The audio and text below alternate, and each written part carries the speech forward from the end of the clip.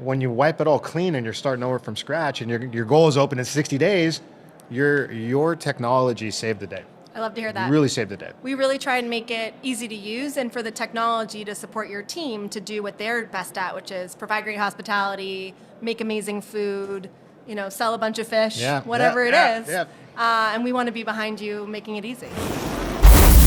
Mike Ungaro again. Welcome to episode 10 of Fish Factor. I'm the CEO, visionary, and business co-owner of the Kings of Fish TV series on Amazon Prime and the legendary San Pedro Fish Market. Under my leadership, we saw double-digit annual sales growth for over a decade and became the second most visited seaside attraction on the western seaboard, second only to SeaWorld. On this channel, you'll get an exclusive behind-the-scenes look at what it takes to run a multi-generational business that's been operating since 1956. The highs, the struggles, and the unique challenges of working with family. You'll see firsthand what it takes to keep a seafood empire thriving while also producing our TV series, Kings of Fish, which you can watch right here on YouTube and on Amazon Prime. Hello, I'm Mike Ungaro, CEO and visionary of San Pedro Fish Market and the Kings of Fish web series, which you can currently watch because it's streaming on Amazon Prime and YouTube, as a matter of fact. I don't know if you knew that. So today we're doing an episode of my podcast, Fish Factor. Here's our catch of the day. We are with Kelly Esten, CMO of Toast. Can I tell you something? Please. We were talking, we have gone through 5 or 6 different point of sale systems. Oh, wow. Sometimes or 6? Simultaneously. Oh, no. And they're saying, I think we like Toast. And I was like, I don't know what Toast is, but I can't handle the 6th. So I started everywhere I would go out to eat. Yep. I would notice Toast handhelds. Mm-hmm. And I asked, I had to be, and my wife was getting tired of it. Why do you keep asking everybody that? Or whoever we were out to eat with, how do you like that? 99.9% were just, they could not stop speaking about how great the product was. So I'm like, that. thank God. Okay, maybe this one will be okay. Approved, text message. Good, and it's been good for you, I hope. Oh, it's been great. It's been fantastic. All the integrations are really cool. I don't touch a lot of that, so I just get reports back from my role because if I start touching it, I'll break it, and I'm not allowed to touch things anymore. You won't break it. I'm sure I'll find a way to break it. But the overall checking in. Actually, I don't know if you know this. You might, you may not. I'll share a quick story about where you kind of saved us in collaboration with me and you. Like we've been kind of going back and forth on what to do there, but we were evicted from our location because they're redeveloping the LA waterfront. Yep. You know about that? Yep. So here we are since 1956, or really in that location, 61, 62, all the way through to 2022, where we probably had a record year coming out of the pandemic. Yep. 2 million customers served. We're killing it, but there's redeveloping the entire area. And so you guys got to move. Great. What are we going to do? In 60 days, under our leadership of my leadership team and my nephew who does our IT, No way. we were able to reopen in a temporary location, and we could finally, because we were doing Toast in the newer locations, but trying to get them in the legacy locations is hard. It's harder. Because everybody's set in their ways, and we had 3 different POS systems just there alone. Wow. And there was fresh fish thing where we're selling fresh fish out of the showcase by the pound, then we're bringing it somewhere else to have it cooked, and then we're serving beer over here and margaritas over there and burgers over here. We had like 14 different cooking stations. Yeah, fun. Because that's what we needed when we grew to 3,000 seats. Mm-hmm. So we were like, I don't know how to plug Toast into this. But when you wipe it all clean and you're starting over from scratch and your goal is open in 60 days, your technology saved the day. I love to hear that. Really saved the day. We really try and make it easy to use and for the technology to support your team to do what they're best at, which is provide great hospitality, make amazing food, sell a bunch of fish, whatever it is. Yeah. And we want to be behind you making it easy. So I love to hear that it was easy for you and we were able to make that transition happen. Yeah. So so we're kind of unique. I don't know a lot of restaurants have 3,000 seats, but what do you do? It's like you I saw I know what you're talking about with the legacy culture shift. Totally. Like how do you deal with that? Do you have a strategy for that, or? Yeah, the way we think about it, first of all, the majority of our customers are like that. Not like that in that they've got 3,000 seats and 14 stations, but like that in that they've been on a system for a long time. Some of our best customers have longtime staff who are really the heart of the service that they provide to their longstanding customers, and introducing a change is really hard. And so we think about a couple of things. One is, how do we make it super easy? Like if you know how to use an iPhone and you pick up a Toast handheld or a Toast tablet, is it intuitive? Yeah. Does it not need a whole training manual? Right. But it's like you pick it up and you can kind of figure it out. Right. And then the second one is have a lot of training available. And something that we've learned over the years and has evolved as just like the internet has evolved is training these days isn't classroom style or read a manual. So we're doing a lot of like YouTube snippets. Yeah, We're doing like little quick videos. We're writing articles. And a lot of our customers get support from each other on our own community, on Reddit, you name it. Yeah. And so we've got to be ready and available for them however they're going to learn about Toast, because it's not all like, hey, we're going to do a staff training day and you're done. It's like, how do we help people learn the way they're used to learning? I've noticed, we have a good family friend. I think she's in her 30s. I've known her for about probably 8-9 years because she was helping me with back surgery issues and Pilates and stuff. And as I got to talk to her, I known her so long, I watched her get married and have a kid. Fun. And as I'm talking to her, all of her education's coming from either TikTok or YouTube. Mm-hmm. And I'm like, but wait, you're not. She goes, no, I mean from how she's going to come and train me to how she's going to, what she's going to give her baby and what products to buy. And 100%. And I was like, wow, is that just what's happening now? Because I have 3 daughters who are just a little bit younger than she is. Yeah. And I'm sort of noticing the same thing. Like they're going to this short form video story Absolutely. to learn everything. It's how we all learn. It's how we discover products. Yeah. And I think it's that authentic one-to-one connection of, I'm not getting some brand advertisement, but I'm hearing from a restaurant person what they're using, how they're thinking about things, and how that's coming to life in their business. And so what we do as Toast when we're marketing is we actually leverage those content types a ton. Nice. And we actually, just before the National Restaurant Show, launched tools that allow restaurateurs to make Instagram and Facebook posts out of the back end of Toast as well, which is really cool. I did not know that. Tell me more. How's that? Yeah, what does that do? It's really fun. So there's actually our new marketing suite has always had email marketing, and we added text messaging, and now we're adding social media capabilities. Wow. And there's AI powering the whole thing. So you tell it, what's your brand voice? What are some campaigns you want to run? Who are the audience segments you want to target? And then we can build it all for you in the back end of Toast. It's really cool. That is crazy. You can upload your own, brand colors, your own images, and send those posts out. I mean, I try to be a continual student, right? Yeah. Especially because computers change everything, but AI is just rapidly changing. Very Can't even rapid. keep up. Yeah. Cannot keep up. The car that was driving me here from the airport, he was telling me about how he's got a chauffeur business, and I was asking him about it and what do you want to do? I got 4 kids under 11 to 2 years old, and I don't know, and I want to get a fleet. And I go, what's a fleet mean? And he was getting into it, and I'm like, listen, you use ChatGPT at all? And he goes, what's that? And I'm like, so you want to build your business to have a fleet? What's that? Right. 4 cars? Let's call it 15. Right. And like within seconds, I had a whole business plan for him that I texted him and I got out of the car and said thanks. And he was just like blown away with and I didn't create it, Yeah. And AI isn't a human being, it's a tool, but it did that. It was like, really it produced this information. And I keep thinking about how long will it take till people go past the adoption stage, where you're just kind of like testing and playing around and actually adapt it into their regular practices. Yeah. So when I hear that you're putting it into Toast, it's going to accelerate that. Hugely. Yeah. And we are thinking about it in 3 buckets. So one is all the data layer. And the fact that we have 140,000 restaurants on Toast, and all the guest data and all the order data and the transaction data is flowing through Toast every day. How do we make that data more valuable to our customers and to the industry as a whole? And one way is you can use AI to analyze it. Wow. Like AI can look across and say, oh, these are all hamburgers. And so we can start to tell you a little bit more about hamburgers. How are your neighbors pricing them? How is your neighbor pricing their fish? What does a fish sandwich go for in LA County these days? We can start to answer those questions in the product because of AI. So that's the data layer. And then the next one is do it for me. What are the tools, like a ChatGPT, that rather than me writing the business case, it's going to write the business case or the marketing campaign or whatever. Yeah. And then the last one is our agent, Sous Chef, allows us to start to talk to customers. Sous Chef. Yeah. So what do you mean agent? Like you can talk back and forth like a ChatGPT. Yeah. We're starting to experiment with that. But this isn't a human being. This is a tool again. This is a tool. Wow. It's called Sous Chef. I didn't even know that. For things like that. Yeah. That's insane. I'm smirking because before I got up early this morning, I had a phone call with some business classmates. We're doing a presentation on networks of helper capabilities. Yep. In order to really be successful in business, you've got to continually build out the people you know. Mm-hmm. And they don't want to help you. I don't want you in my network. So, what can you do? And we were saying, well, how do you use AI for that? Oh, I love that. And what we kept talking about was, well, it doesn't really replace a human being, but it can augment it. And so as I was thinking about that, And I reached out to everyone in the company who's not here. We got 350 employees right now at our locations. And I'm like, they're does not anybody... all at NRA? They're not all here, no. But even like the 10 people that I kind of in the leadership, like, they're not here. Like, what do you guys... Is there anything I can look for while I have this break in between whatever I'm doing? Right.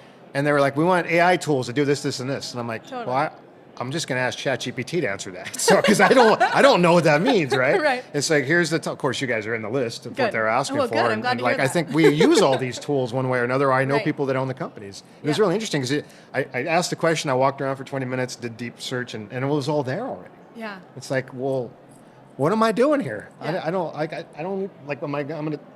I could just do this, and you guys could call these companies and figure it out rather than traveling all the way. So it really changes the dynamic of what it means to research and network and get to meet people. It's Absolutely.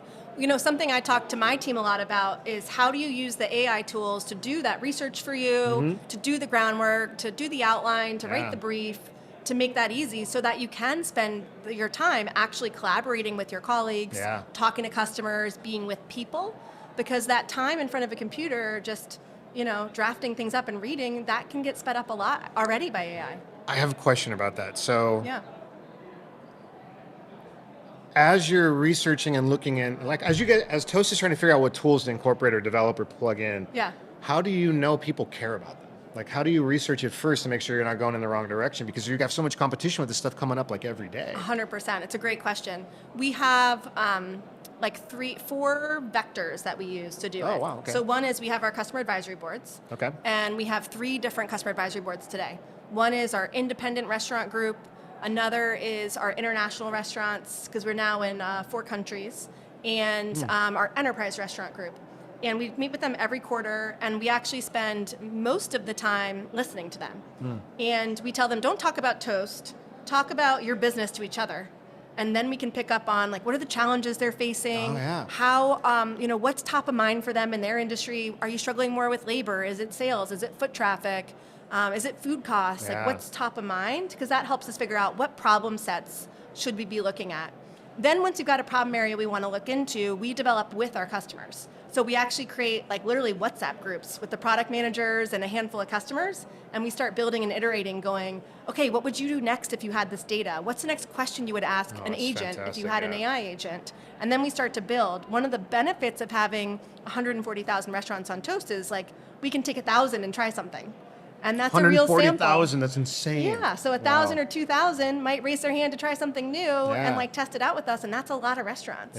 And then the last thing we do is we do give some teams freedom to just go test new technology, because that's our job in the ecosystem, is like, we need to listen to our customers about the problems, but it's our job to figure out, okay, what are the technologies that we should be staying ahead of, because the average restaurateur doesn't have time to spend time doing that. No. Yeah, that's such a good point, because restaurants are so labor-based, right? Yes. I had a small restaurant, massive failure, almost bankruptcy, different story. And 20-some years ago, and I was trying to do something I thought I knew how to do. Learned a lot, though. But there was a company next door. It was a hardware store. So, I got a little restaurant. I'm in there every day trying to fix something. And I was building out like an outside catering company. Now, there's no social media at the time. And I think maybe I had Aloha or something. Okay. There was no Toast 22 years ago, whatever it was. Nope, there was not. I wish. And I think what had happened was, I was like, hey man, do you do, we're in an industrial area of California where there's a lot of big warehouses. Do you sell product to them? Do you have like a list of who you sell to? And he goes, yeah. We have like, payment plans and stuff. Why, do you want the list? And I go, yeah, I want to do some marketing. Do you need marketing? He said, I hate marketing. I just want to run my business. I'm like, oh, and that was so revealing to me, because I was just learning about marketing at the time, because I didn't really study it in college. I studied politics, actually. So as I was getting into business mode, and I'd studied business too, I realized I don't know anything about marketing. I never focused on it, and it turned out to be my favorite part of it. Yeah, it's really fun. So I go, give me the list. I'm going to send everybody on that list, because you've been here 50 years, a Christmas card from you. Oh, I love that. With thanking them for 50 years of business and a coupon to come next door to me to get a free taco. And then I can send them all the catering menu for the holidays, because I feel like I exchanged something. And he's like, whatever, I don't care. He's like, whatever, I don't care. But afterwards, he's like, oh my God, all these people came in and thanked me, because I guess I've never given them anything for 50 years. And I'm like, yeah, it helps. It totally does. But I always try to, I'm always looking at, in the networking side, I have a point I'm going to. It's like you've always got to figure out how to help somebody before you expect them to help you. Yep. And when I didn't we've got toast, I was listening to all the reviews. I really wasn't paying attention to the back part of it where you could just see all these applications. Mm-hmm. Like I knew Matt Wampler, I was talking to him before, and he ClearCogs. Yep. And I'm like, Matt, I could just click on ClearCogs and it would just work with toast. He goes, yeah. So I was like, that is so cool how you've integrated all these other companies. Yeah, we have over 200 partners integrated to Toast today. Wow. And we add more every single month.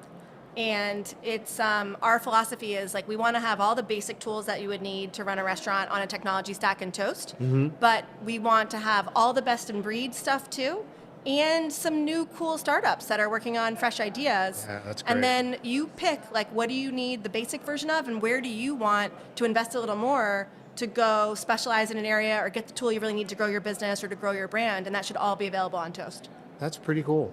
Yeah. I mean, it's amazing you think. People think of this stuff like, so we had a computer, right?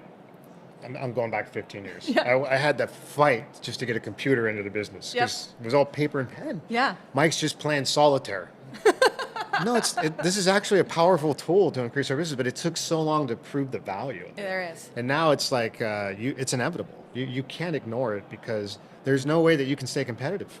It's so powerful. Yeah, It's so and powerful. knowing that you have this social media plugin, I can't wait to check that. I had fun. no idea. Yeah. Hey, I have another question. I was reading an article. I think it was called "It's the Little Things." Yes. Tell me about that program. It was really interesting. Yeah, so we actually launched our first ever brand campaign this year, All and right. it's the whole theme of it is it's the little things, because the insight that we had from talking to customers about our brand was like, it takes 1,000 little things for a restaurant day to go right, you know.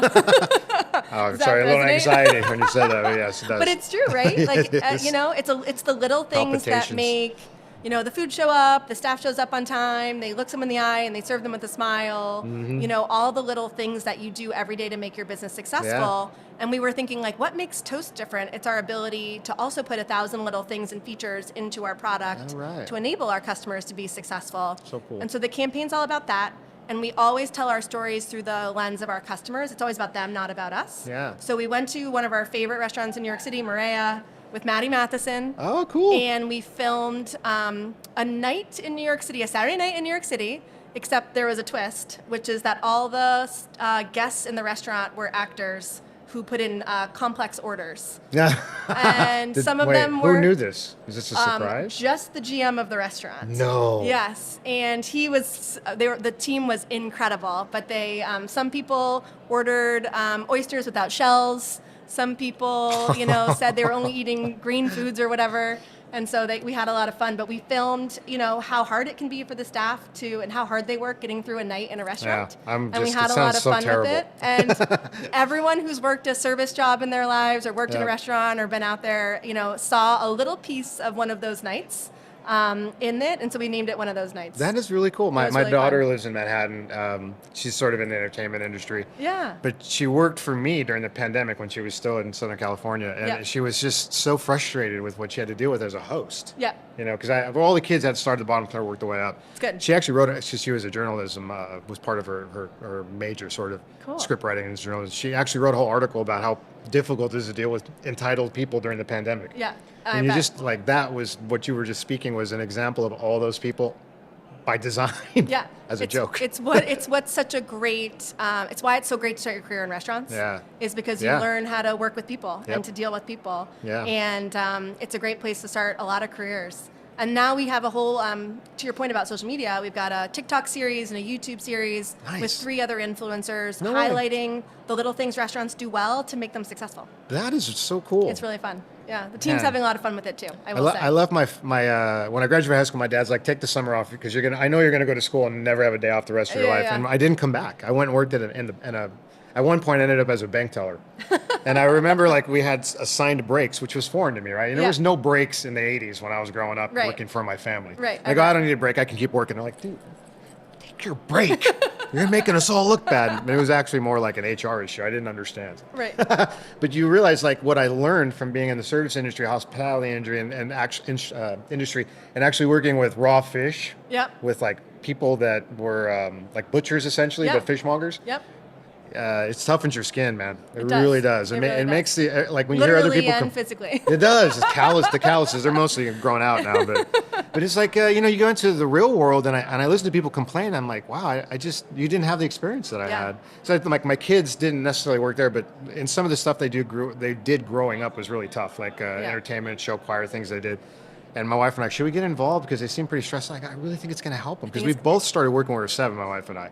Yeah. So I'm like, they're not working the way we did, but what the experiences they're going to have will toughen them up later. Yeah, you gotta and let them now, struggle a little. in their 20s, they're looking at other people going, man, they're like a bunch of babies. I'm like, they're like coddled. We did that on purpose. I didn't like watching you go through that, but I knew that it would help you later and like give you the tools that you needed. Absolutely. I think the stat is like more than 60% of Toast employees worked in a restaurant. No way. Before joining Toast. So And you have a killer team then. It creates a great culture too. Yeah. People are used to the teamwork, a little bit of pressure, a little bit of chaos. I'm gonna go nerdy on you for a second. I studied a concept called recursive quantagenic third order structural coupling. Okay. All right. Let's go. What it means is you become who you interact with recurrently. Yes. So you really only, to get a tipping point in your culture, 60% is really all you need. Yeah. Because everybody will adapt to that. The language will change. Everything will become what the majority is, even without even knowing it. I love that.